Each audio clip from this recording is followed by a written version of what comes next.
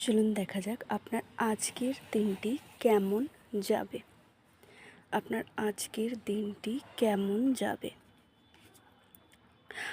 The lovers, আজকের দিনটি তো আপনাদের সত্যিই খুব ভালো যাবে, কারণ আপনারা আজকে আপনার পার্টনারের সঙ্গে খুব খুব ভালো একটা মুহূর্ত কাটাবেন আজকে সারাদিন আর কি।